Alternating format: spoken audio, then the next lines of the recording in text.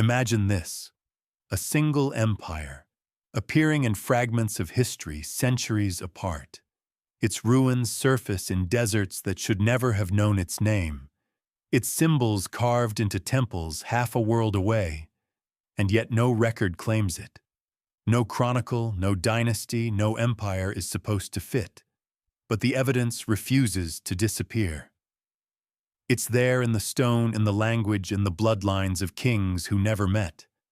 An empire that ruled from the shadows, erased from the maps it may have drawn itself. The question is simple: how do you hide an empire that once ruled the world? Let's slow down. Let the sand settle. The sound of wind through broken arches, the hum of centuries. Beneath the noise of history, there are echoes, quiet, persistent, impossible to silence. You can almost feel the weight of something watching from behind, time itself waiting to be remembered. You trace the edges of a mystery that refuses to vanish. Across continents, the same geometry, the same crowned eclipse carved in stone. Historians call it coincidence, but coincidence doesn't repeat with such precision. The Shadow Empire whispered, denied, half erased, seems to breathe beneath every ruin. It isn't a legend. It's a silence that shaped the world. Every fragment leads to another, as if the past is daring you to look closer. Tonight we follow those traces, the forgotten blueprints of power drawn across millennia. Before we venture further into the shadows, take a moment to subscribe, so you never miss a secret that history has tried to forget. You arrive at the edge of a desert where the horizon shimmers like liquid metal. Beneath your feet, the ground is not sand, but crushed time layers of stone ash and something older still. Archaeologists once called this place unremarkable, a scattering of ruins from no particular civilization. But then the carvings emerged, perfect geometric patterns identical to those found halfway across the planet. Each groove in the stone matches measurements from temples in South America, as if drawn by the same unseen hand. The discovery began quietly with a small excavation in northern Sudan. Dr. Ilara Voss, the lead archaeologist, had expected to find a minor outpost of the Kushite kingdom. Instead, she found inscriptions that shouldn't exist. The symbols, circles intersected by precise diagonals, matched engravings seen only in the Andes a hemisphere away. They were identical to within a millimeter, she wrote in her first field report.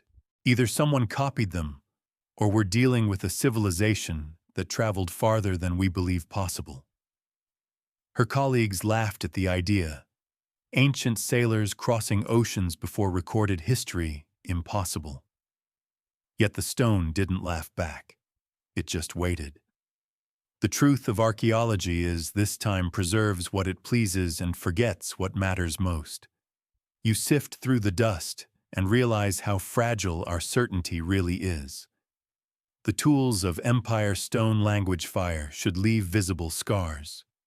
And yet here lies a blueprint for a structure never mentioned in any record, one that mirrors another half a world away. A single undeniable fact anchors this story. In 1997, researchers at Tiwanaku in Bolivia uncovered foundation stones bearing the same 3:5:7 ratio used in Sudan's Temple of Naka. Two civilizations, separated by thousands of miles, allegedly unconnected, shared the same mathematical logic. It's a fact cataloged, measured, and peer-reviewed, but rarely discussed, because the implications stretch the limits of what we allow history to be. One interpretation, long dismissed as pseudo-archaeology, suggested that both sites were built under guidance from an older source, a lost maritime culture predating Sumer Egypt and the Indus Valley. A culture that mapped the world, taught geometry, and then disappeared. The mainstream response: skeptical silence.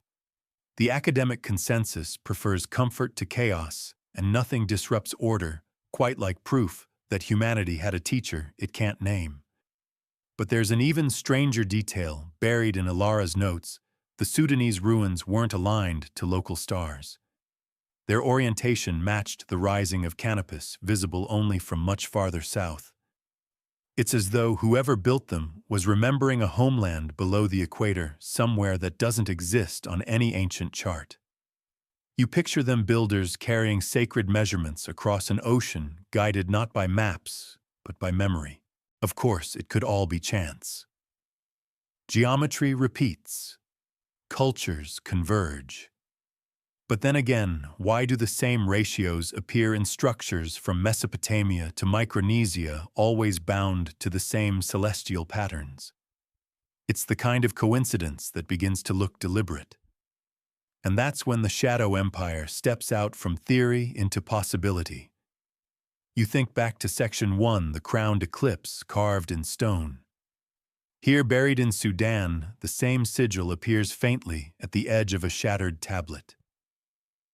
The desert winds have erased most of it, but the curve of the crescent remains etched deep into the basalt, a mark of ownership or perhaps of authorship. Whoever built these temples signed their work and then let time cover their tracks. Some scholars have tried to frame it as diffusion knowledge passed from one region to another through merchants, traders, or wandering priests. That's the safe answer, the respectable one. But the logistics unravel quickly. No trade network in the Bronze Age could connect Bolivia, Sudan, and Micronesia with such precision of symbol and scale. The carbon dating alone puts centuries between each site's construction, yet the artistic fidelity never wavers. It's as if time itself didn't apply to this architectural language. There's another problem one Ilara never published publicly. In one of her final field memos, she noted that beneath the sandstone foundation was a layer of vitrified rock, as though the site had been exposed to extreme heat. Too uniform to be volcanic, she wrote, almost like glass. Whatever built this structure may have fallen in an instant of unimaginable destruction, firelight, and silence. An obscure interpretation from 1974 linked similar glass layers found in the Indus Valley and the Scottish Highlands to prehistoric aerial phenomena. The theory was buried beneath ridicule, yet when the samples were tested decades later, their composition matched almost perfectly. Different continents, same chemical fingerprint. The odds defy explanation, unless the same cataclysm touched them all. So you stand here in the heat of Sudan dust clinging to your skin and wonder what if these ruins aren't remnants of separate cultures, but fragments of a single vanished blueprint. Not copies, but memories. Echoes of one empire that taught the world to build, then burned itself from the record. The sand shifts around your boots. You can almost hear it, the faint grinding of time's machinery, whispering the same pattern over and over. Somewhere out there across another continent, another identical ruin waits for discovery, and in its walls another sigil of the crowned eclipse is waiting to catch the light. Word count 1078 words.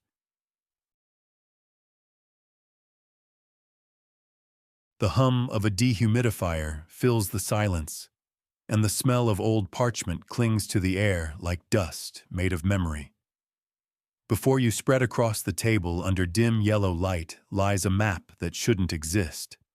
Its parchment is brittle, its ink faded, but the image still defies belief, a vast symmetrical continent, spanning the mid-Atlantic labeled only with a single sigil, a crowned eclipse.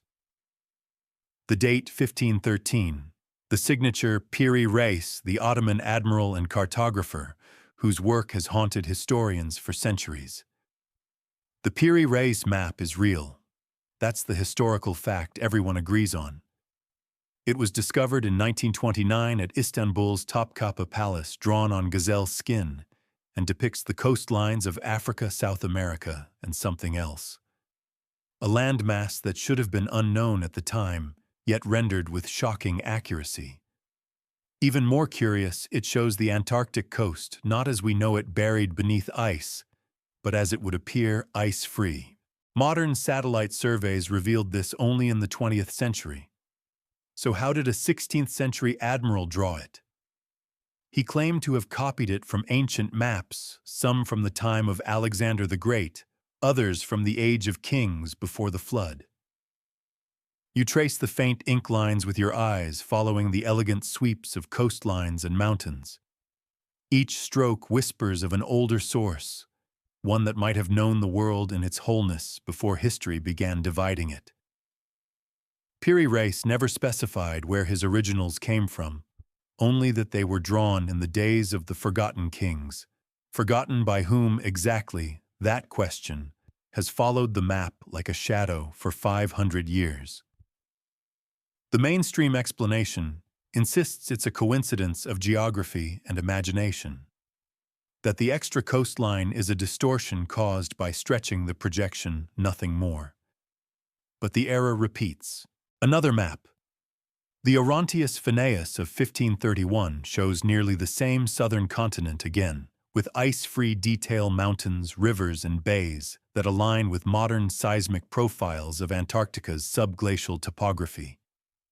Two maps, two supposed errors, each separated by different authors, cultures, and purposes, and yet both carry echoes of the same invisible cartographer. You feel the edges of something larger, forming the sense that all these maps may have been fragments of a single lost world atlas. Historians have long dismissed the notion, but there's one obscure entry in a 10th century Arabic manuscript known as the Book of Hidden Lines. It mentions a great record of the earth, said to have been compiled by an empire without borders that knew the measures of the world. The manuscript's authenticity is debated. It might be myth or translation error or both, but its phrasing lingers: an empire without borders. That line sounds familiar, doesn't it? You remember the geometry from Section 2, the same mathematical ratios linking continents across oceans. What if those weren't coincidences, but coordinates? What if the Shadow Empire was not simply a civilization, but a global surveyor, an architect of the planet itself? The idea sounds absurd, almost cinematic, and yet the math won't let go. Modern analysis by Dr. Charles Hapgood in the mid-20th century proposed that these maps were based on a source dating back to at least 10,000 BCE, when Antarctica might have been free of ice. His theory was mocked partially for its enthusiasm, partially because it dared to suggest advanced navigation long before civilization's supposed dawn. But buried in the ridicule was a troubling consistency: the measurements work. The map projections correspond to a spherical Earth centuries before that concept was widely accepted. Of course, one might say, Piri Reis was simply lucky that his use of earlier Arab and Portuguese sources explains the anomalies. Yet the crowned eclipse sigil appears again, this time faintly, in the bottom corner of the original manuscript. You can see it yourself if you know what to look for: a small circle, half-shaded with rays like fingers of light. No Ottoman chartmaker used that symbol. None. And there it is, quietly etched beside his signature, as if claiming ownership over the work. It could have been a doodle, a decorative flourish. But when a researcher in 1986 examined the ink under ultraviolet light, she found something unnerving: the symbol had been drawn first, before the rest of the chart. As though Piri Reis had traced over an older parchment where the symbol already existed. The crown, the eclipse, the mark of the empire that shouldn't exist.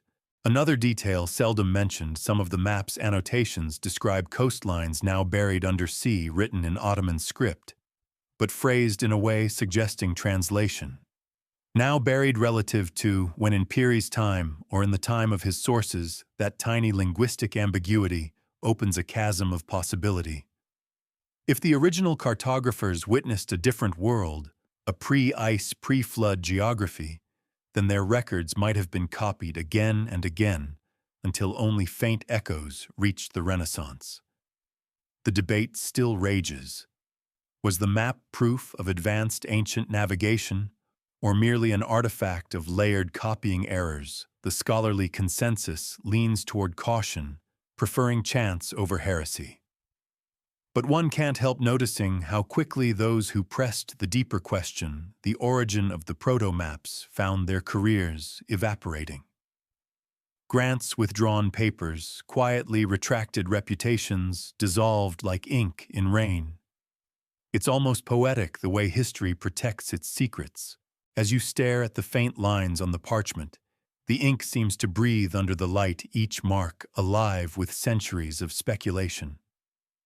Somewhere in those curves lies a story about who first measured the earth and why they chose to vanish afterward. You roll the map, carefully sliding it back into its case. The hum of the archive continues indifferent. Outside, the night sky spreads wide constellations once used by sailors who believed the sea ended at the horizon. You wonder if those ancient cartographers knew better, if they sailed farther than anyone dared admit, guided by maps copied from a world erased. The same crowned eclipse glints in your mind like an afterimage, faint but stubborn. And with it comes a whisper of geometry, of ratios carved in stone from the deserts of Sudan. Coincidence, perhaps. Or perhaps the same unseen hand signing its work once again on paper, this time not stone. The hand of the Shadow Empire sketching the world long before we learned to name it. You hear it before you see it. The soft rhythm of spoken syllables that don't belong anywhere. A recording plays through cheap speakers in a university lab, its sound rough and ghostly. A linguist's voice murmurs alongside, pointing out consonant shifts, vowel harmonies, patterns that make no sense until they suddenly do. The language on the tape is ancient and yet hauntingly familiar. It shouldn't exist, at least not in this combination of sounds. But fragments of it have been found across 3 continents, embedded inside otherwise unrelated tongues. This is the Shadow Tongue, the name given to a series of linguistic anomalies, first identified in 1962 by Dr. Hiroko Yamada at Kyoto University. She was studying the phonetic patterns of Proto-Elamite tablets when she noticed an identical particle sha used as a possessive marker appearing in both early Sumerian and a much later Mayan inscription. The 2 civilizations were separated by oceans and millennia, yet the word carried the same grammatical function. She dismissed it at first as coincidence. Then she found another and another. Within a year, Yamada had cataloged 47 morphemes appearing identically in otherwise unrelated language families. It was as though the world had once spoken a single tongue, long before it remembered having a voice. That's the fact. The linguistic overlap exists, documented and verified. But what it means, that's where the ground trembles. Some call it convergence, the way humans independently evolve similar sounds for similar needs. But Yamada wasn't convinced. The distribution was too clean, the mutations too consistent. If coincidence were the rule, chaos would dominate. Instead, the fragments fit like shards of a shattered vessel, each piece hinting at a common origin. You listen to the recording again. It's from an artifact found in a cave near Lake Tana in Ethiopia, a small clay disc etched with spiraling characters. When run through phonetic reconstruction software, it produces a sequence of syllables recognizable across several proto-languages. A whisper from the deep past, Karuna, Sha'el, Toran. The words defy translation, but one phrase recurs in multiple transcriptions, Shanam Toran. Scholars have guessed at meanings: people of the sky, those beneath the crown empire of shadow. That last one earned the nickname. A controversial interpretation, of course. Even Yamada warned against romanticizing the data. Yet a growing number of linguists quietly began cross-referencing her findings with archaeological reports, from Sudan, Bolivia, and Anatolia, the same sites where the crowned eclipse had been found. The results were unsettling. Every site produced inscriptions featuring the same syntactic pattern verb-object-pronoun, a structure otherwise unattested in the region. It was as if someone had stamped their linguistic fingerprint onto every emerging civilization and then withdrawn before they could be named. There's a particular kind of silence that fills a lab when a discovery steps beyond what people are prepared to accept.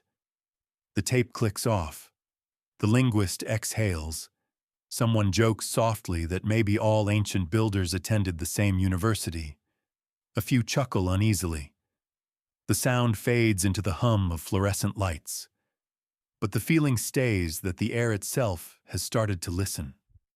An obscure journal article from 1989 took the theory even further, arguing that these linguistic echoes may represent an ancient pidgin, a control language designed to unify vassal cultures under one unseen authority. The author compared it to how Latin functioned in the Roman world or English in global trade. But this proto-language would have predated both by tens of thousands of years. Its grammar was minimalist, mathematical, optimized for instruction rather than poetry. Orders carved in stone, commands left for successors who might never know the tongue's origin. You think back to the map the crowned eclipse traced on Piri Reis's parchment. What if the same architects who mapped the world also engineered its languages, not to communicate but to control? A single syntax replicated across continents, embedded like genetic code, ensuring that fragments of their empire's voice would never fully die. The open question still debated is whether this proto-language evolved naturally or was imposed deliberately. Linguistic evolution typically spreads along trade and migration routes, but here the distribution is scattered like seeds thrown by an unseen hand. In the Pacific, petroglyphs show repeating syllabic forms resembling the Sha particle again. In the Caucasus, a recently unearthed stele bears similar markings. Neither region should have had any contact, yet the roots twist together beneath the soil of time. A whispering thought returns: maybe the empire didn't just rule through territory or trade, but through memory itself. Language, after all, is the architecture of thought. If you can shape how someone names the world, you can shape what they see within it. Perhaps the Shadow Empire left behind not monuments, but phonemes, tiny syllabic anchors, tethering humanity to its forgotten past. There's a joke among linguists: if you stare long enough at a language family tree, it begins to whisper back. Tonight, that joke feels a little too real. You imagine the first speaker of that proto-language standing before a horizon that no longer exists, shaping sound into command. The words echo down millennia, fragmented but stubborn, waiting for anyone to listen. You recall the stone ratio from Sudan, the map drawn centuries too soon, and now the syllables shared across oceans. 3 coincidences in a row start to sound like a pattern. The Shadow Empire might never have needed armies or walls. It only needed a voice. And perhaps in ways we can't yet see, it still speaks through us. You're standing at the edge of the sea. The air tastes of salt and old iron, and beneath the waves, the ruins of a harbor glimmer faintly under shifting light. The local fishermen call it the drowned city.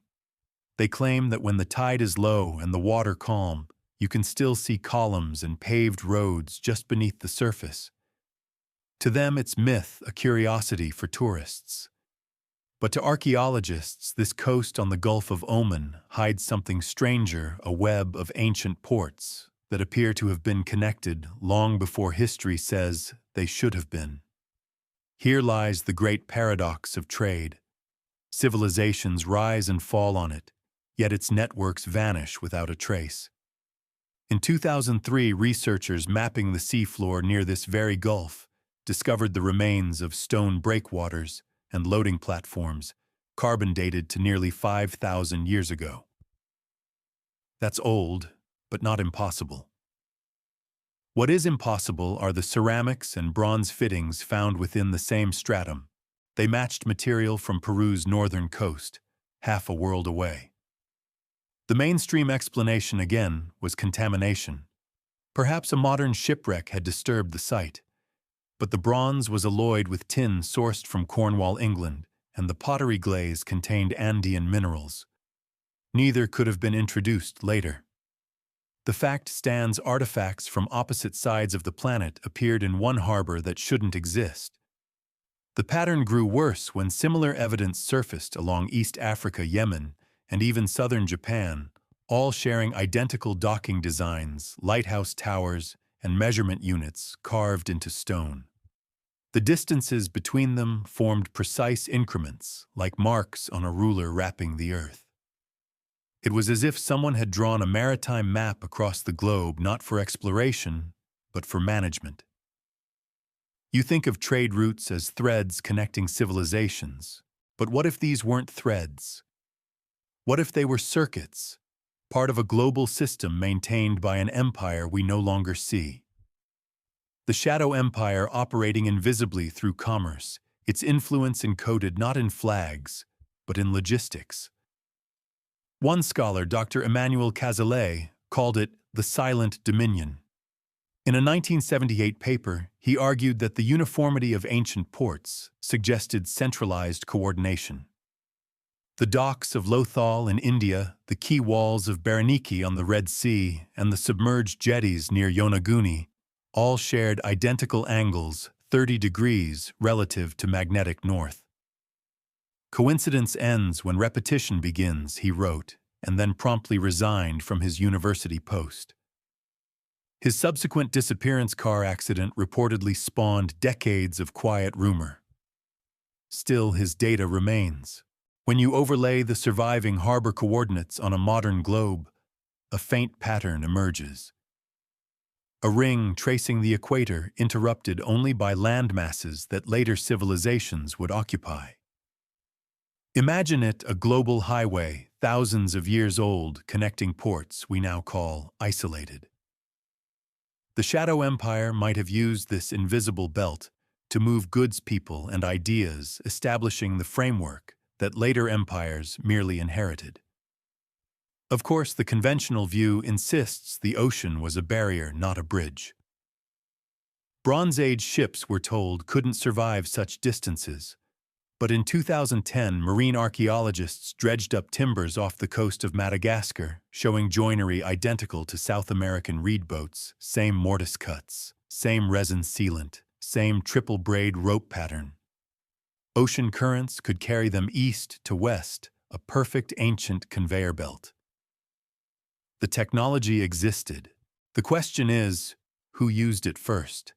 Here's the open debate: were these scattered connections the work of independent cultures learning from one another, or fragments of a single system administered from the shadows?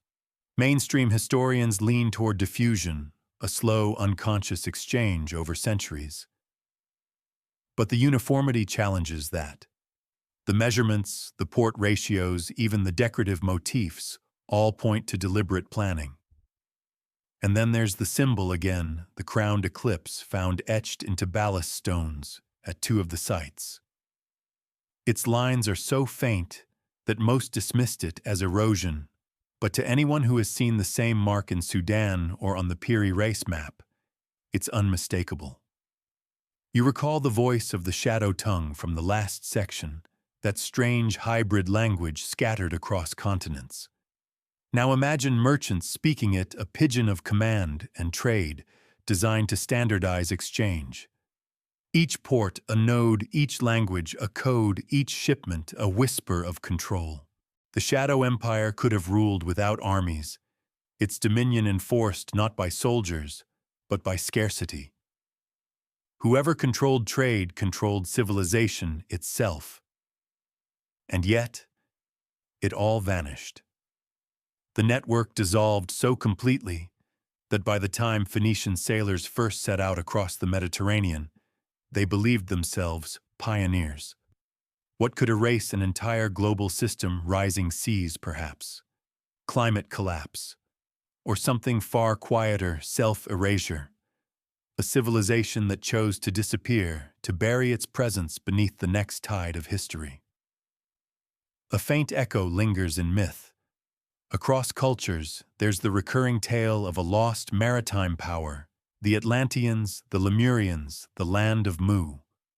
Strip away the mysticism, and each story tells the same thing, a civilization that connected the world, that fell into the sea and left only whispers behind.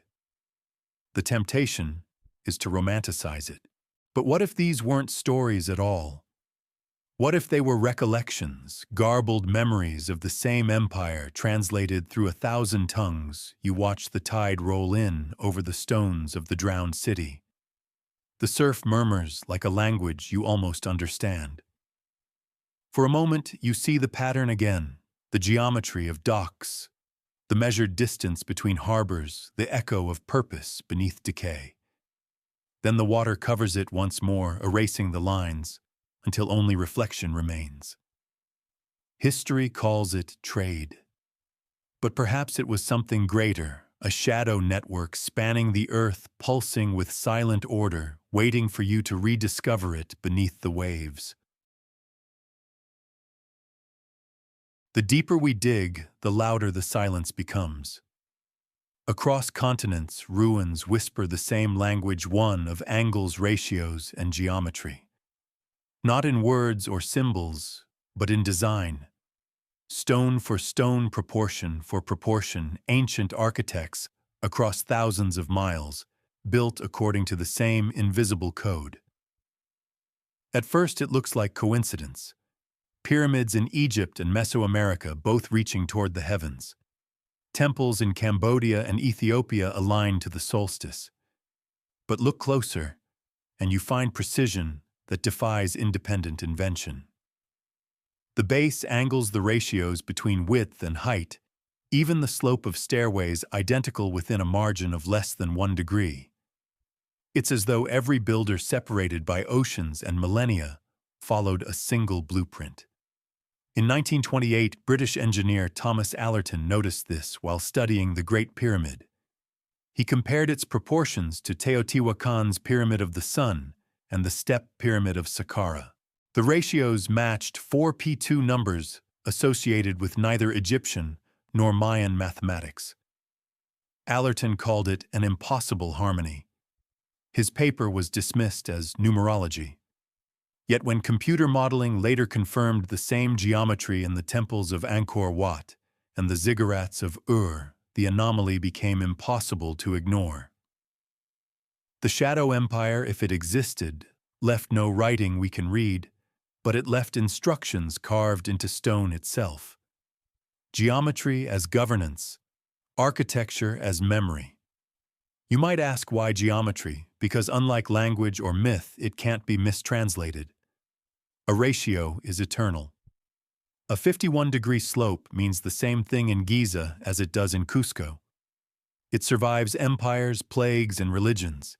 It is the perfect message for those who wish to be remembered without being seen. But here's where the pattern deepens. Archaeologists recently found at least 9 sites from the Valley of the Kings to the Bolivian Altiplano, aligned to a single great circle around the Earth, offset 30 degrees from the equator. Every structure along this circle shares that same base geometry. That alignment isn't random, it's intentional. The line passes through Easter Island, Angkor Giza, and even the Nazca Plateau, connecting monuments as if they were beacons in a planetary grid. In the 1960s, this idea was dismissed as fringe theory. Yet today, satellite data confirms that those alignments are statistically significant. The odds of such architectural precision across so many civilizations without coordination are virtually zero. Someone or something standardized the blueprint. Let's consider motive. Why would an empire work so hard to synchronize architecture across the world? Control is one answer. Geometry could function as a signature, a silent claim of ownership. Each temple or pyramid a territorial marker. Or perhaps it was a form of communication. a message encoded in mathematics for future ages declaring, "We were here." But another theory haunts researchers. The alignment might have been functional, not symbolic. Imagine a network of structures tuned to celestial cycles, each amplifying or reflecting energy, solar, magnetic, or acoustic. The ancients often described sound and vibration as sacred. The Great Pyramid resonates at a natural frequency of 432 Hz, the same harmonic found in Tibetan temples and pre-Columbian shrines. Coincidence again, or calibration? A recently declassified Soviet study on architectural harmonics found that when sound is projected through chambers shaped by that 4p2 ratio, it produces stable standing waves, capable of carrying vibration across stone surfaces. The phenomenon could allow communication or synchronization between distant points. Picture it: temples and pyramids functioning like tuning forks vibrating in harmony across continents. A silent symphony conducted by architects who understood the earth itself as an instrument. The architects of silence, as some call them. Builders who didn't leave behind books or proclamations, only resonant geometry. And what of the crowned eclipse, the symbol of the Shadow Empire? It appears carved at the apex of several of these structures, often placed where the geometry reaches perfect proportion. In Teotihuacan, it's hidden within the Temple of the Feathered Serpent. In Angkor Thom, it's etched beneath collapsed lintels, visible only under infrared light. Always at the center of balance, as if marking the completion of a pattern. It's tempting to think these were coincidences, or that ancient builders simply shared similar astronomical observations, but the persistence of the same design logic across cultures that supposedly never met forces. A harder question: were they working from memory or instruction? No empire leaves its fingerprints on every continent unless it had reached beyond known boundaries. And yet no empire vanishes so completely unless it intended to. Perhaps the silence wasn't the result of time's decay, but design. The more you trace their lines, the more the world seems less like a map and more like a plan. A lattice of ratios and alignments invisible unless viewed from the right distance. The ancient builders didn't vanish. Their presence hides in every stone, every angle, every echo. You stand inside one of their ruins, a temple in Sudan, half buried in sand. The light cuts through the chamber, striking an exact point at noon. The air hums faintly, though there's no wind. You realize then silence isn't absence, it's control. And the architects of silence mastered it perfectly. In a damp monastery archive in southern France, an anonymous monk once wrote, "They owned kings but ruled none."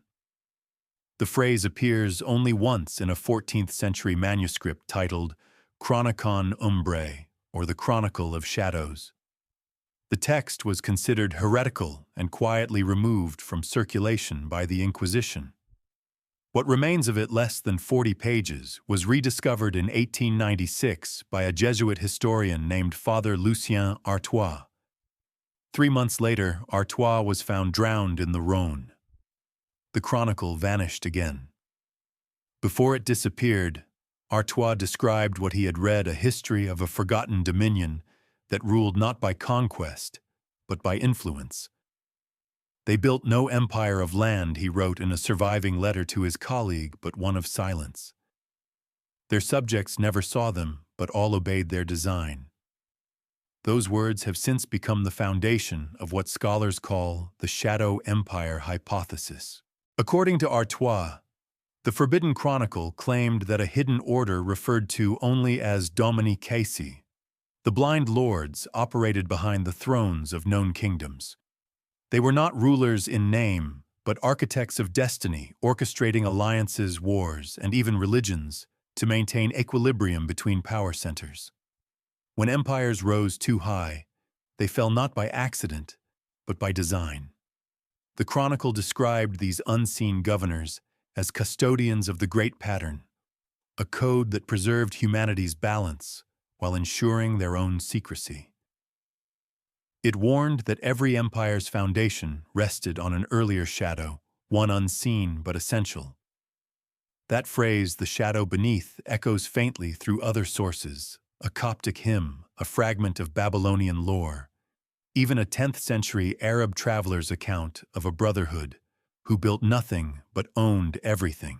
If this sounds suspiciously like conspiracy, remember medieval chroniclers often cloaked political truths beneath allegory. Owning kings might simply refer to the church's spiritual supremacy or the influence of merchant guilds.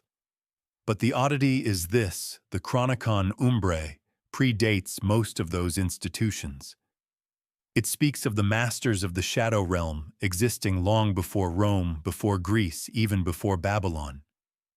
Now, historians dismiss Artois' discovery as apocrypha, the invention of a pious imagination. And yet some fragments corroborate his claims. A 12th-century Templar inventory lists a confiscated codex bound in black and sealed by the eclipse mark, the same crowned eclipse that appeared on the architecture we traced earlier.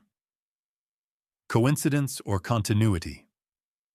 The Vatican archives, famously secretive, reportedly hold an unclassified section labeled Umbrae Imperae, the Shadows of Empire. Access is limited to 3 scholars per decade. Those who've seen it never speak publicly.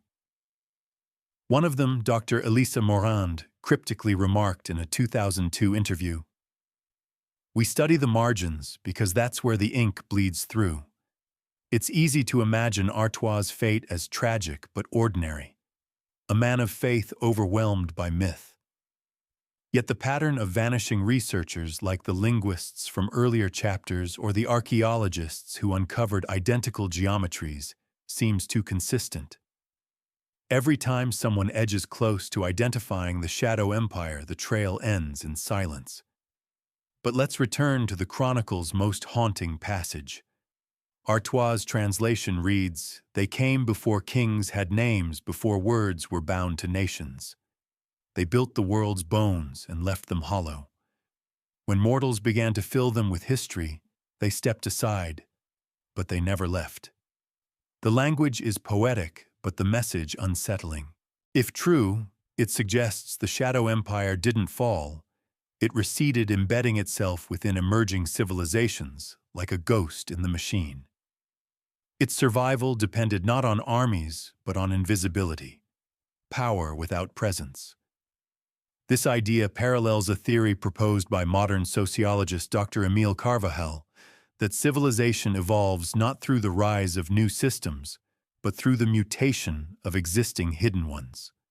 Carvajal never referenced the Shadow Empire directly, but his research on inherited hierarchies implies that unseen frameworks of control, administrative, architectural, linguistic, can persist for millennia beneath visible history. One could argue that the masters of the Shadow Realm were simply early technocrats, record keepers, engineers, astronomers, whose influence outlasted their names. Their knowledge became institutionalized, then mythologized. But there's a darker possibility that they never intended to disappear at all. Throughout the Forbidden Chronicle, there are references to the Mirror Houses buildings, constructed in perfect symmetry, where no voice may echo twice. It's a metaphor, perhaps, but the phrase appears too often to dismiss. Scholars speculate it might refer to the network of geometrically aligned temples from the previous chapter structures that served not only architectural but ritualistic purposes. If those buildings were indeed part of the same grid, then the Forbidden Chronicle may have been describing a system of control hidden in plain sight. Imagine each temple not just a house of worship, but a calibration point for the great pattern. A network maintaining balance between power centers tuned to mathematical harmony. What's striking is how the Chronicle ends, or rather, how it doesn't. Artois' notes mention an abrupt stop mid-sentence, when the last of them withdrew into the shadow of the sun, the world, then nothing. The remaining pages were torn out, burned perhaps, or deliberately erased. If you believe in coincidence, that's where the story ends. But if you followed the trail this far from identical architecture to vanished scholars, it begins to feel like omission, not accident. The forbidden text, the drowned historian, the echo of the crowned eclipse, all point toward something carefully hidden. The Shadow Empire didn't just master stone and silence, it mastered secrecy. It understood that the best way to remain eternal was not to be believed. Bloodlines are supposed to tell stories of ancestry, migration, kinship. But sometimes they tell stories no one asked to hear. In 2018, a team of geneticists from Oxford and Kyoto University published a paper that caused quiet panic among historians. They had been studying mitochondrial DNA from royal tombs across Eurasia and North Africa, standard work, meant to trace migration patterns of early dynasties. Instead, they found a ghost.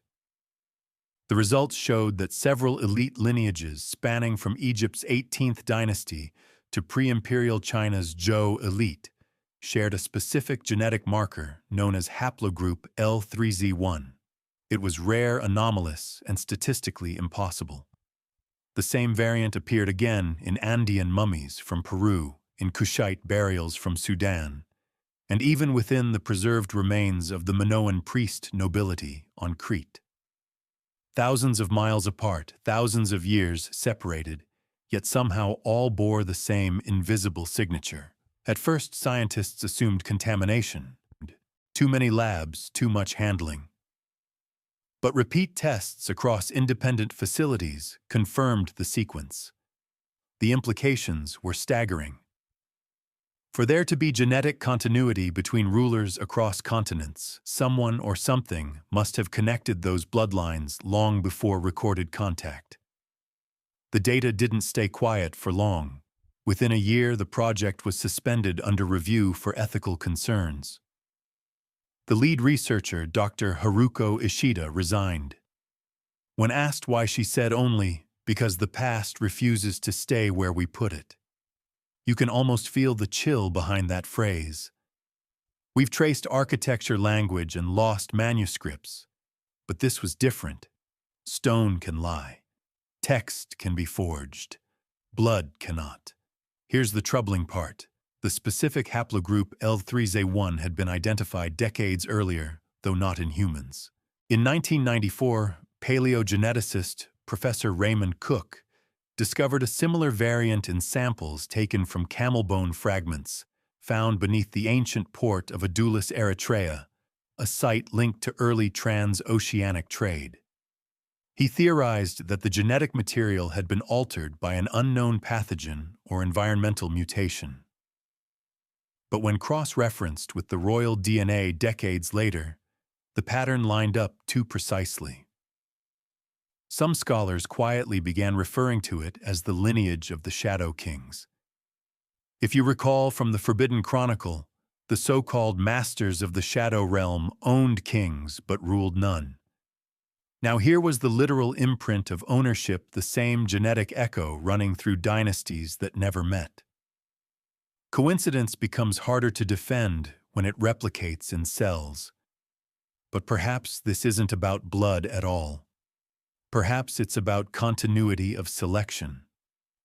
Royal lineages have always been curated, inbred, and interwoven through centuries of strategic marriages. Yet even so, no genealogical tree explains this global thread. The DNA doesn't show descent. It shows design. Historians once mocked the old myths of divine bloodlines, those claims that kings carried the essence of gods. But what if those myths were distorted memories of something real, an ancient project, to preserve a genetic signature that began before civilization? The Chronicle mentioned the bearers of the mark whose seed ensures the memory of order. The phrase reads like mythic poetry, but with this discovery, it sounds eerily biological. Maybe the mark wasn't symbolic at all. Maybe it referred to a lineage engineered or selected to carry the empire's legacy across generations, hidden within families powerful enough to endure. If that seems too far-fetched, consider this: dynastic intermarriage patterns often followed inexplicably precise cycles. Every few generations, alliances would form between geographically and politically distant noble houses: Egypt and Crete, Persia and Scythia, the Ptolemies with the Kushites. Even medieval European royals claimed descent from Trojan or Phoenician kings, claims long dismissed as myth, yet now uncomfortably resonant. Modern genetics, stripped of romance, calls this non-random lineage persistence. But the numbers don't behave like randomness. The likelihood that such a rare haplogroup could survive intact across millennia untouched by dilution or extinction is effectively zero unless it was continually reintroduced. Someone was keeping the code alive. This brings us to a question that scholars refuse to print. What if the Shadow Empire never vanished because it never relied on nations or monuments at all? What if its continuity was biological? Instead of ruling land, it ruled legacy, preserving control by embedding itself in the blood of those who would later rule openly. DNA, after all, is the perfect form of secrecy. It doesn't need temples or archives. It carries its memory inside the living. A whisper runs through modern history, too. Napoleon's Y chromosome shows markers linked to the same North African lineage found in ancient Thebes. Several Renaissance royal families share rare subclades traceable to the Near East, predating the Crusades by thousands of years. Even the Ming imperial bloodline shows mitochondrial similarities to pre-dynastic Egyptian samples. The geneticists behind these discoveries never call it the Shadow Empire. But the echo is there. One of Dr. Ishida's final interviews before her disappearance, a quiet podcast no longer online, contained a cryptic remark. Maybe civilization is not a sequence of empires, but one empire changing masks. That idea loops back to the earlier chapters: the shared geometry, the synchronized architecture, the alignment of temples to an unseen grid. Now even blood seems part of that pattern. The same ratios carved into stone appear mirrored in the structure of inheritance itself. Coincidence? Or continuity by design? If we look at history as a palimpsest, a manuscript written, erased, and written over again, the Shadow Empire might be the ink beneath, faint but permanent. We've built our kingdoms atop its blueprint, ruled by its genetic descendants, without ever knowing. Perhaps the crowned eclipse was never a symbol of power at all, but of lineage, a mark identifying those who carried its blood. Somewhere deep in a vault beneath Cairo, an unverified genetic report is said to exist. It compares the DNA of 22 royal mummies, tracing a continuous maternal line from the 18th dynasty to a North African noble family still existing today. The report has never been released. The official reason: insufficient verification. The unofficial one: political sensitivity. Every empire dies, but blood remembers. And sometimes that memory looks back at us quietly, patiently, waiting for us to recognize the face we've inherited. When you start piecing it all together, the architecture, the chronicles, the bloodlines, you begin to see history differently. Empires stop looking like independent bursts of civilization and start resembling chapters of a longer hidden narrative. It's as if the great powers of the ancient world, Egypt, Sumer, the Indus, the Maya, were not isolated miracles, but the visible expressions of something operating beneath them.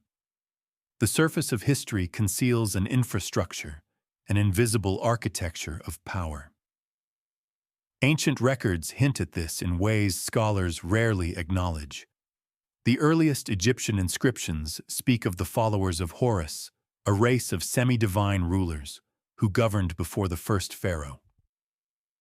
In Sumerian tablets, there are the Apkallu wise men, sent from a pre-human civilization to rebuild after the flood. In the Indus seals, the oldest figures wear crowns identical in geometry to those found in pre-dynastic Nubian graves. Coincidences, perhaps, but every one of these first rulers claims descent from an earlier power that vanished into legend. But legends, as we've seen, have a strange way of leaving fingerprints. Take Abydos, Egypt's oldest royal necropolis. Beneath its temples lies a buried complex of granite chambers known as the Osirian, far older than the temple built above it. The walls are lined with enormous, perfectly fitted blocks, their surfaces laser-flat, their construction unmatched by anything from the supposed era of Seti the Fernan who built the structure above it.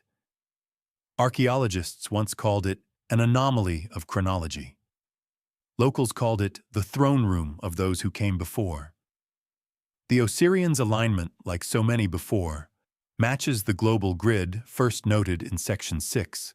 Half a world away, the Indus city of Dholavira sits atop a foundation of older stonework, whose origin no local culture claims. Even its water systems, mathematically precise and still functional after 4,000 years, use ratios identical to those found in pre-Columbian sites of Mesoamerica. The same engineering principles, the same geometric intelligence.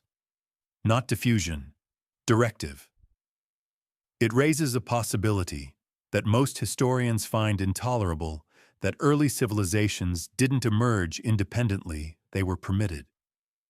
Brought into existence by something older that operated in the background, seeding knowledge, technology, and governance only when humanity reached a certain threshold. If this sounds too grand, too orchestrated, consider the structure of the world's earliest dynasties. Each begins with a burst of advancement, writing irrigation metallurgy, appearing almost fully formed. Each is ruled by founder kings who vanish after establishing order, replaced by successors who claim descent but lack their brilliance. The pattern repeats across continents like a hand withdrawing the moment its work is done. Some call these culture bearers. Others more poetically call them the empire beneath empires, a civilization so ancient it forgot how to die. In the 1930s, a French archaeologist named Paul Erard excavated in Yemen's Hadramaut region. Beneath layers of Sabaean ruins, he uncovered foundations made of basalt stone not native to the area. Among them, he found a fragment of relief depicting the crowned eclipse. When Erard presented his findings to the Académie des Inscriptions, they dismissed the carving as a forgery.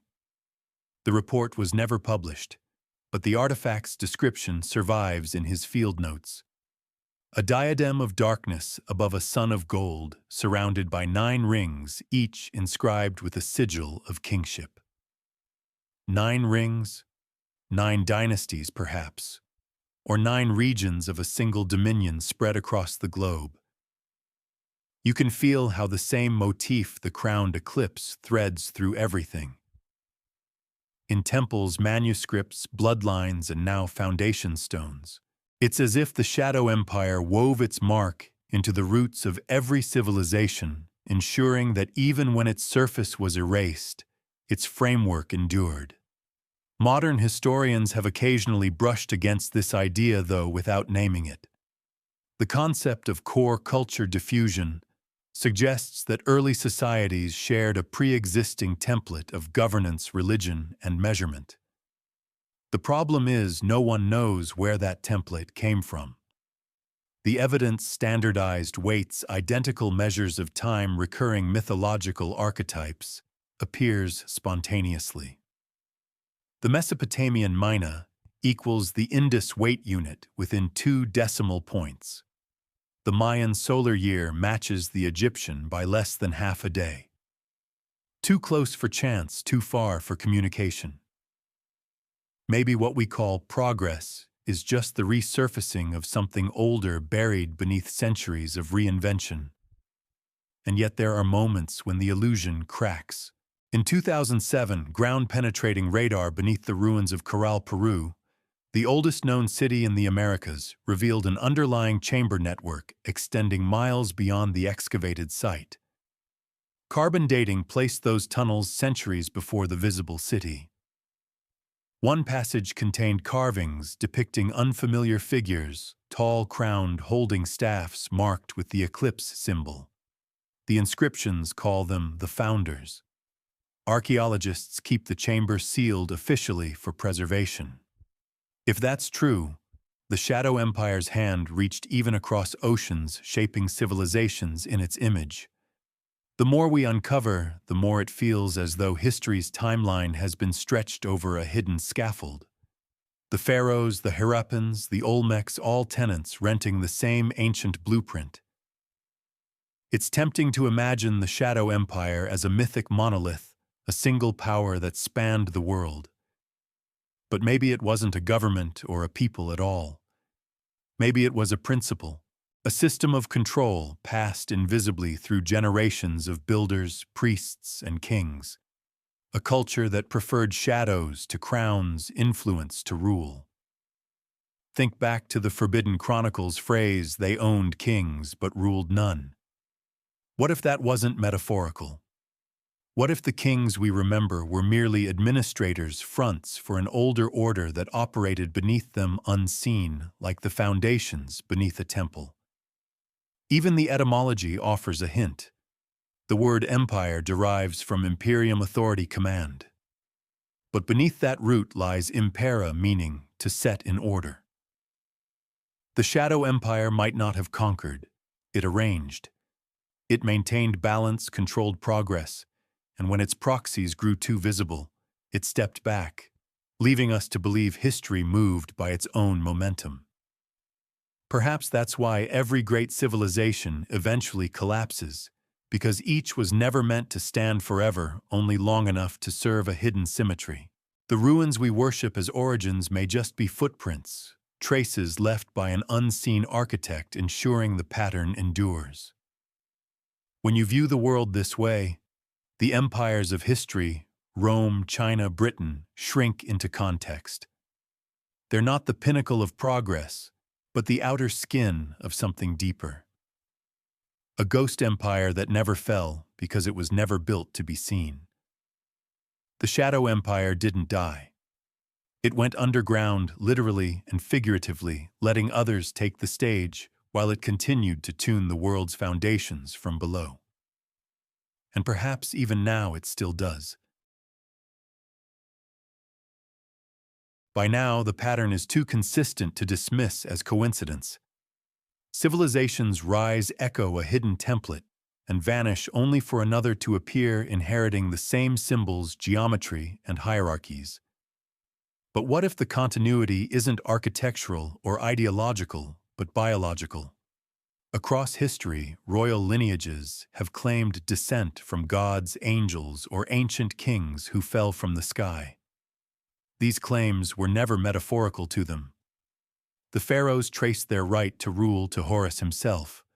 The Merovingian kings of Frankish legend claimed their founder was born of a sea creature, a phrase scholars interpret as allegory, but might mask something else, an encoded memory of genetic intervention, or simply of descent from a bloodline, not meant to mix. When the Dead Sea Scrolls were first translated, one fragment rarely discussed described a covenant of light binding the sons of Zadok to preserve the pure blood of the first teachers. In later rabbinic commentary, the teachers are said to have come from the east before Babylon was built, the same east that Sumerian tablets call Edin, the first city. It suggests an unbroken biological thread running parallel to history, the genetic backbone of the Shadow Empire. Consider the evidence hidden in plain sight. Medieval Europe's obsession with blue blood wasn't merely poetic. The term arose from the Spanish sangre azul, referring to noble families whose skin appeared pale enough to reveal bluish veins, an observation linked to their restricted breeding circles. Yet the phenomenon predates Spain. Ancient Persian reliefs at Persepolis depict royal figures with the same odd hue, paler, higher-browed, and distinctly separate from the surrounding populace. Even Roman chroniclers described certain dynasties as possessing blood that shone beneath the skin. Coincidence or sign of controlled lineage preservation? Modern genetics has uncovered peculiar consistencies among ancient elites. Mitochondrial DNA recovered from Egyptian mummies, Scythian nobles, and early European royals shows markers clustering around a single, now rare haplogroup. Not definitive proof, but a whisper of shared ancestry across supposedly isolated civilizations. One that could only persist through deliberate continuity. But what purpose would such a lineage serve in ancient initiation? Texts, especially those linked to mystery cults, there's mention of bearers of the directive. These were individuals trained not to rule overtly, but to preserve memory astronomical cycles, sacred measurements, lost technologies. Their bloodline was said to be the code of recall, a living archive, ensuring that certain knowledge would never be lost, even if entire civilizations fell. The Shadow Empire, if it existed, would have needed such continuity. Not an army, but a family. Not conquerors, but custodians of control. There's a chilling consistency here. Wherever the crowned eclipse appears, so too does a dynasty that claims divine right. Egypt's Horus kings, Sumer's god-descended rulers, the Chinese mandate of heaven, the Inca children of the sun. Each system traces authority not to merit, but to inheritance, as if legitimacy itself were a gene. In 2010, a private genetic study commissioned by an unnamed European house reportedly analyzed its male line against preserved royal remains from across Eurasia. The results, leaked briefly online before vanishing, indicated near-identical Y-DNA markers, linking them to an untraceable paternal source dated roughly to 12,000 BCE, far predating known dynasties. The file was titled simply Project Aurum. It might be forgery, but it fits the pattern too well. The Forbidden Chronicle. That 15th-century enigma that first revealed the phrase the Shadow Empire contains an entire section labeled De Sanguine Tenebrarum, on the blood of shadows. It describes a lineage kept apart from the nations guarding the order of the first light. The text claims that through this bloodline the hidden throne endures, and that every age's kings serve the same father unspoken. It's tempting to read that as metaphor. But the Chronicle's scribe, whoever they were, annotated a margin beside it. In them is the key. Without them, the circle breaks. Perhaps the Shadow Empire was less a structure and more a network of living vessels, families scattered across the world, charged with preserving fragments of a design too vast to be understood by any single culture. Even religion may have served their continuity. The idea of divine blood of semi-sacred rulers ensured obedience to those chosen lines. Faith became camouflage, worship a genetic maintenance system, and whenever a dynasty fell, a new one rose elsewhere bearing the same subtle hallmarks, an eclipse emblem, a serpent crown, or the trident-like symbol of three flames representing power, knowledge, and memory. Today, fragments of those symbols persist in coats of arms, national seals, even corporate logos. Their continuity isn't historical, it's heraldic, biological, intentional.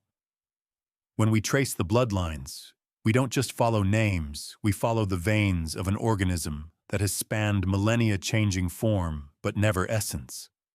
The Shadow Empire didn't build monuments, it built descendants, and through them it may still rule. When modern tools meet ancient secrets, what was once myth begins to take shape.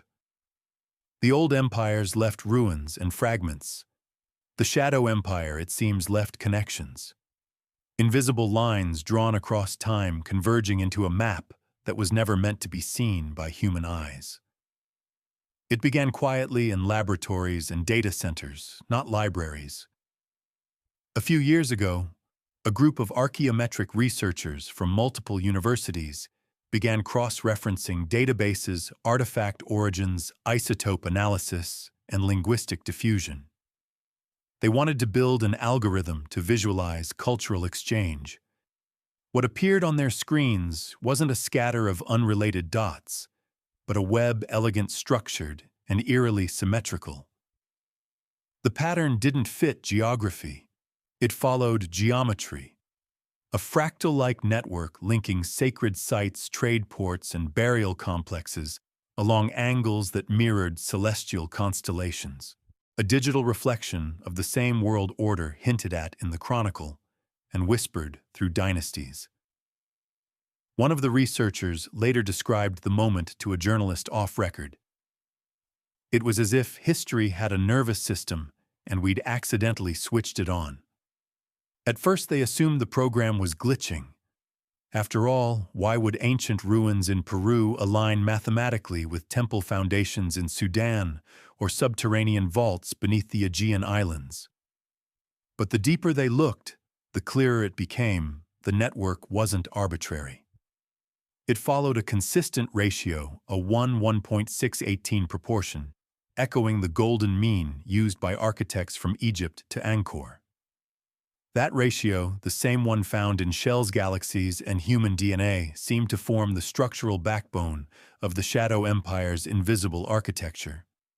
Remember the crowned eclipse crest from Section 9. Its proportions match the same ratio when overlaid onto the data model. Coincidence, perhaps, but the probability is almost absurdly small. And the geometry doesn't just link places, it predicts movements.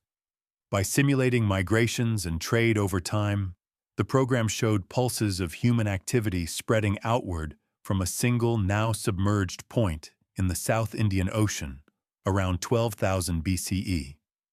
That date again. The same era as the supposed source of the mysterious bloodline. The same epoch the Chronicle calls the Age of Return. Somewhere out there beneath 1,000 meters of water might lie the core of the Shadow Empire. Not a city of myth, but a central hub, a forgotten origin point, that once pulsed information trade and influence into every corner of the ancient world.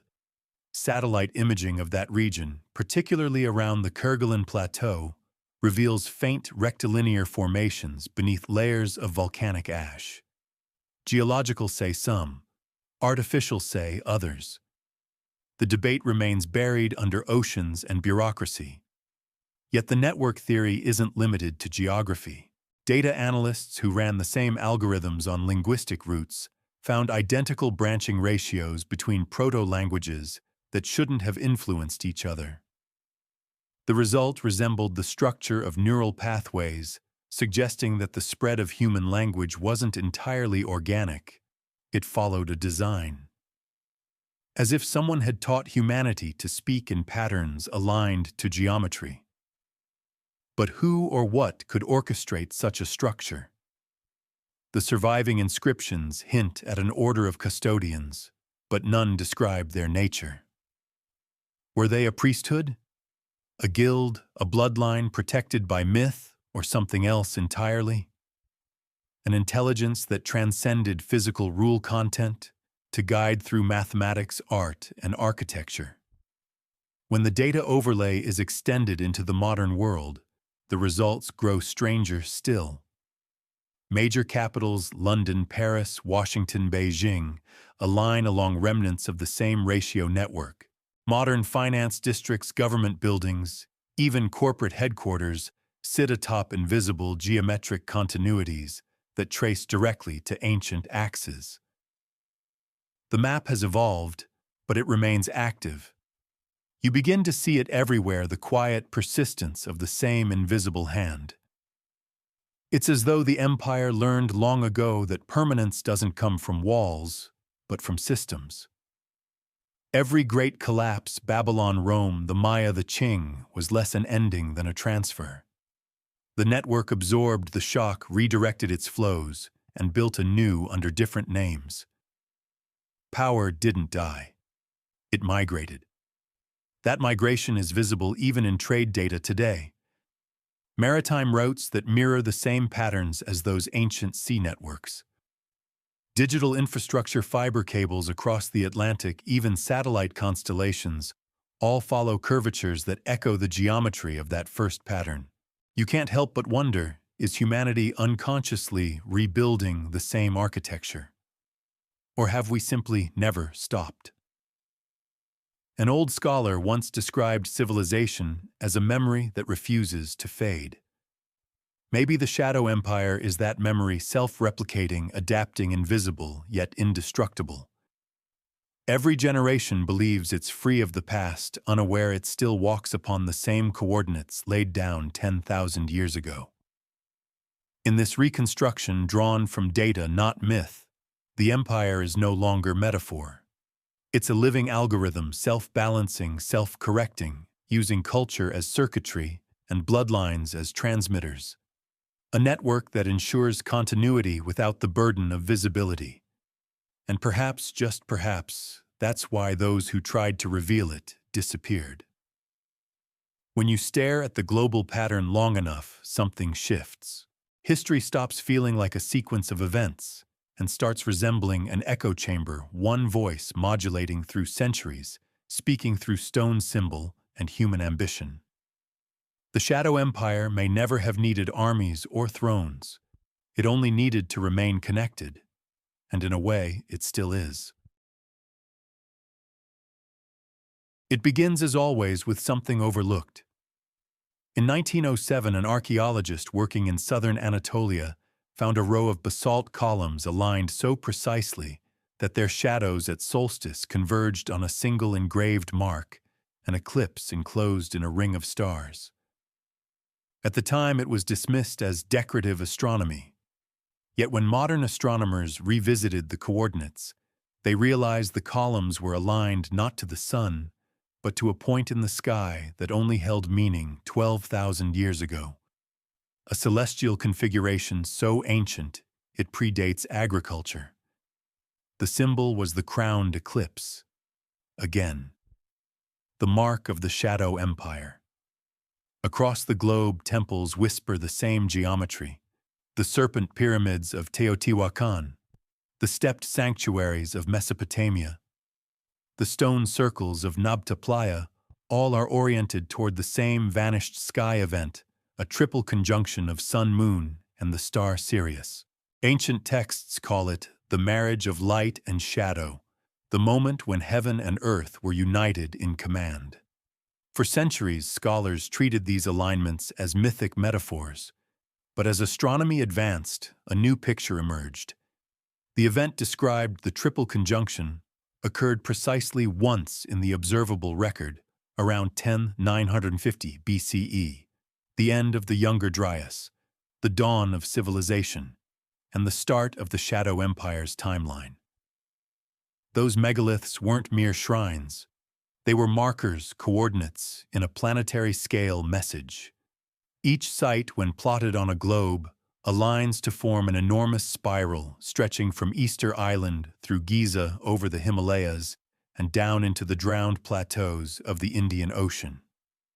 A spiral that mirrors the Fibonacci sequence, the mathematical blueprint of living systems. The empire didn't build cities.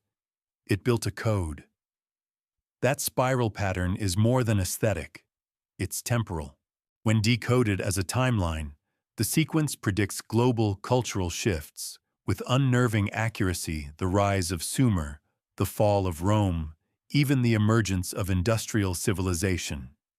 It's as if the builders mapped out not just space, but time itself. But who could possess such foresight?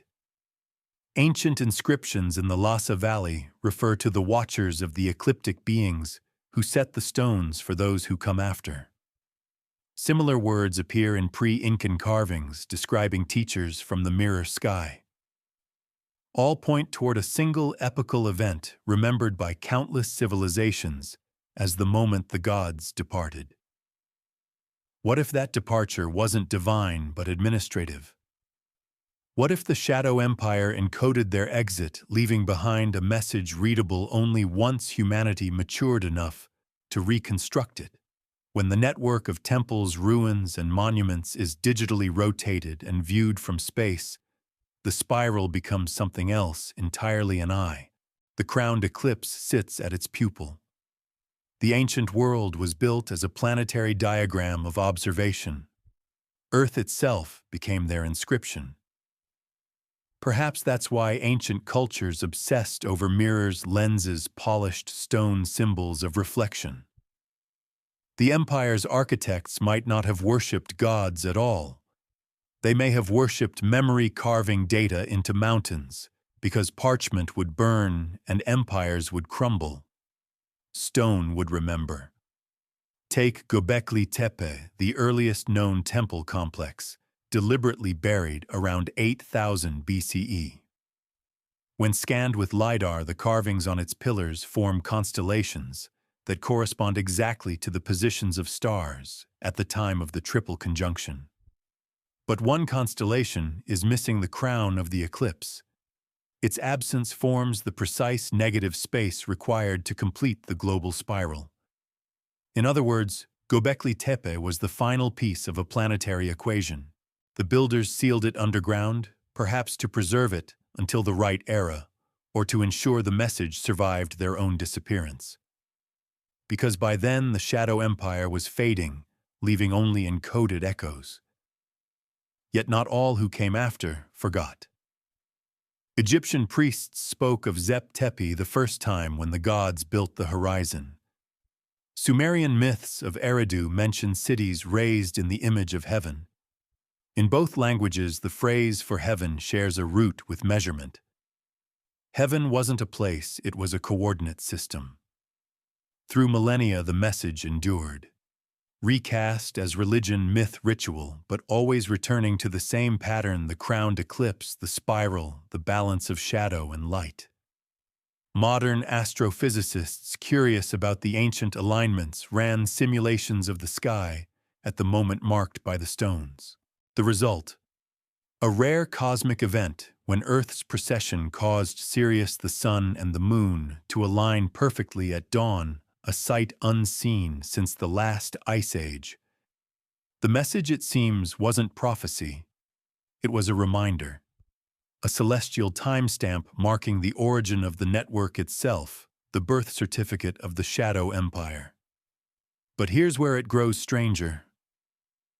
Hidden beneath the Temple of the Feathered Serpent in Mexico, ground-penetrating radar revealed a tunnel lined with reflective mica, leading to a chamber filled with pyrite dust, essentially a mirror made of stone. When lit, the walls shimmer like liquid metal. The chamber's ceiling, an exact map of the same star pattern carved into Göbekli Tepe. Two sites continents apart, reflecting one another like memory across millennia. One inscription, half erased, reads, "What is above becomes below when the eye closes."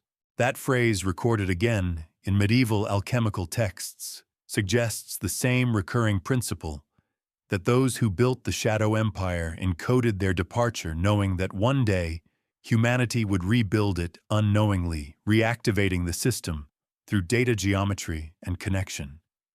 Maybe that's what we've been doing all along. Every satellite we launch, every line of code we weave into the digital web, it all mirrors the same geometry first carved into basalt and quartz. Humanity endlessly repeating the shape of its first teacher's message, unable to escape the rhythm encoded in its collective memory. The crowned eclipse wasn't a warning. It was an instruction. And perhaps now that we've reconstructed the network, the message has finally been received. You begin to see it now, not as a kingdom of armies or thrones, but as a principle. The Shadow Empire was never meant to rule territory. It ruled continuity. Every empire you've ever known, Egypt, Rome, China, Britain, may have been nothing more than the mirror images of an older, invisible power that learned to endure by reflection. If you strip away the names and banners, you start to notice something strange.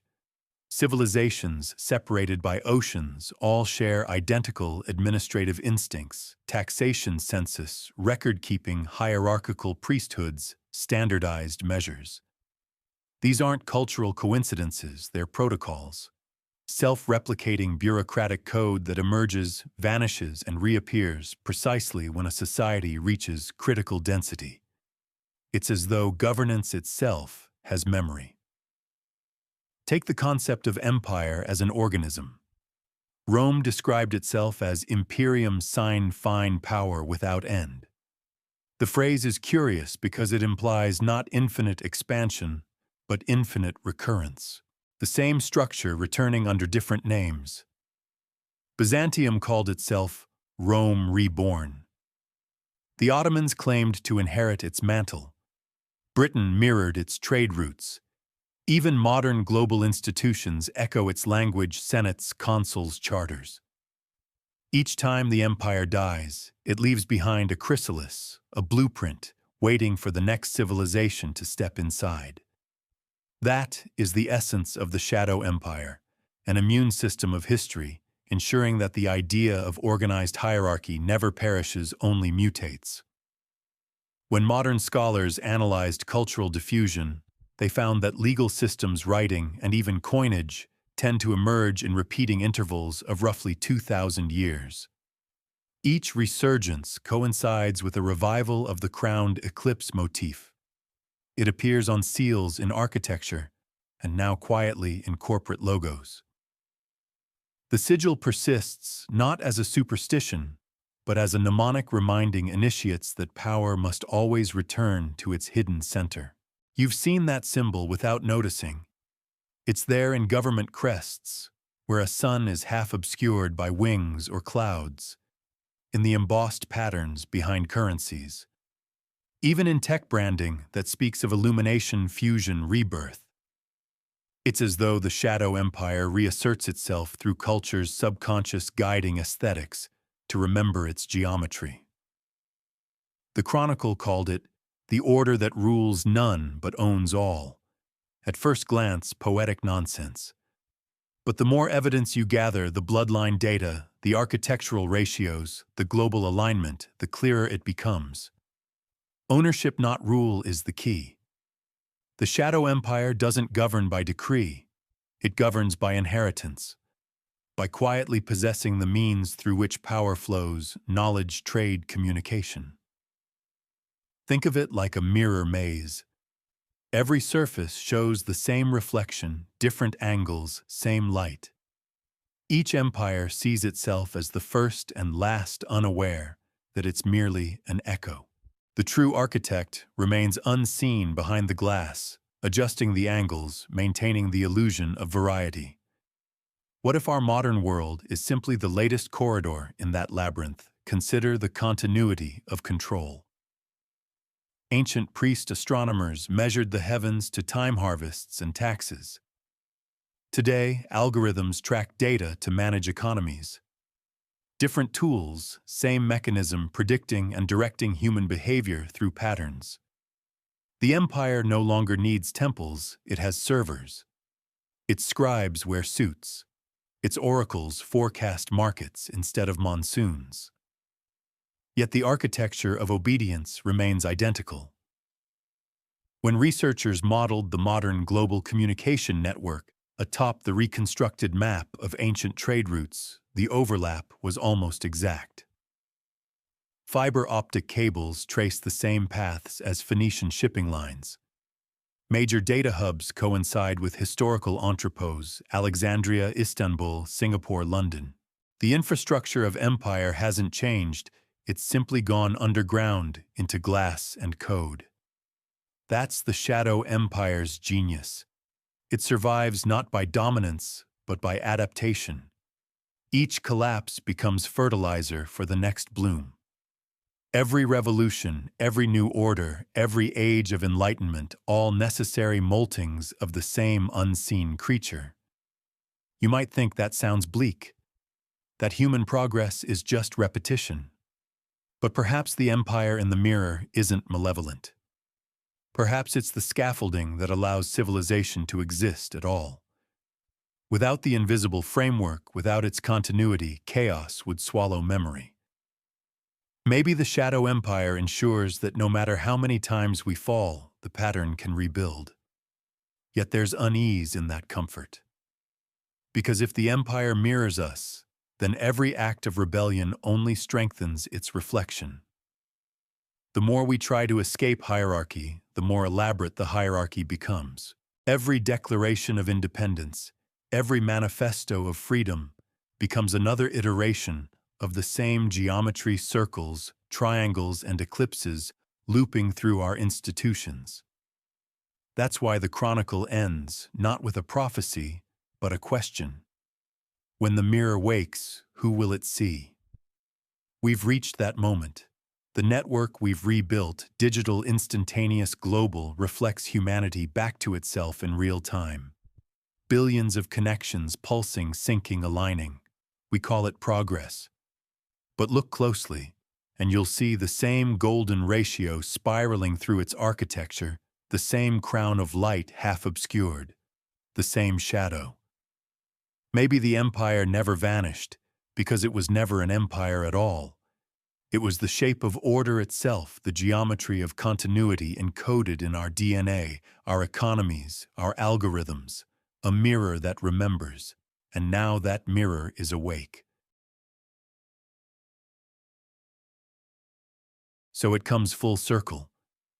You began with ruins and whispers, fragments scattered across continents, and end here in the quiet recognition that the empire you sought was never lost. It was only reflected, waiting for someone to notice the pattern it left behind. The Shadow Empire was not carved in stone or sealed in blood. It was etched into the rhythm of civilization itself. Its architects built systems that could outlive their own extinction systems, that ensured memory survived collapse. Power, after all, doesn't need monuments. It needs continuity. You can almost feel them still, those hidden architects. The stonemason chiseling in silence beneath a foreign sky. The monk copying forbidden diagrams by candlelight. The mathematician tracing the same ratio that once aligned temples and stars. All unknowingly serving the same design, passing fragments of a blueprint they never fully saw.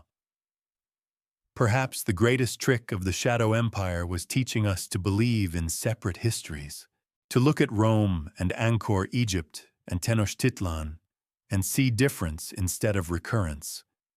It knew that isolation protects the pattern because no one searches for a unifying force they've been told cannot exist.